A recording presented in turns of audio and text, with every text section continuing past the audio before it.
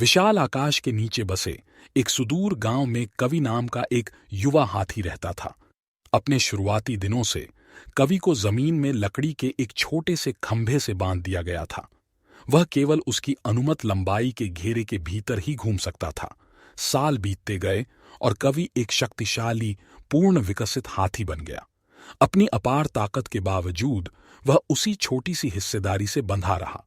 उसने अपनी युवावस्था में मुक्त होने की कोशिश की थी, लेकिन दांव मजबूती से लगा रहा, जिससे वह हतोत्साहित हो गया। एक दिन अरण्य नाम का एक बूढ़ा हाथी रश्य गांव में आया। युवावस्था में ऐसे बंधनों से मुक्त होकर अरण्या ने कवि की दुर्दशा देखी। वह युवा हाथी के पास आया और फुसफुसाया, कवि, तुम जितना विश्वास करते हो उससे कहीं अधिक मजबूत हो।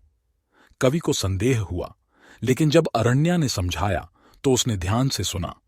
उस छोटे से दांव पर आपका विश्वास ही आपकी एकमात्र सीमा है। आप इससे मुक्त हो सकते हैं मेरे दोस्त। नए दृढ़ संकल्प के साथ कवि ने एक गहरी सांस ली और अपनी पूरी ताकत से खींच लिया। जमीन हिल गई और खूंटा डगमगा गया।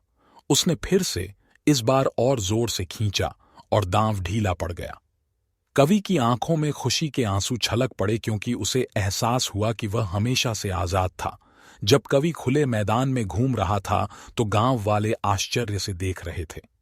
कवि के परिवर्तन की कहानी पूरे गांव में फैल गई, जिससे उन्हें यह सीख मिली कि उनकी मान्यताएं और सीमाएं अक्सर स्वयं पर थोपी गई थीं। कवि की तरह वे भी अपनी मानसिकता को बदलकर उन प्रतीकात्मक दावों से मुक्त हो सकते हैं जो उन्हें पीछे रखते हैं।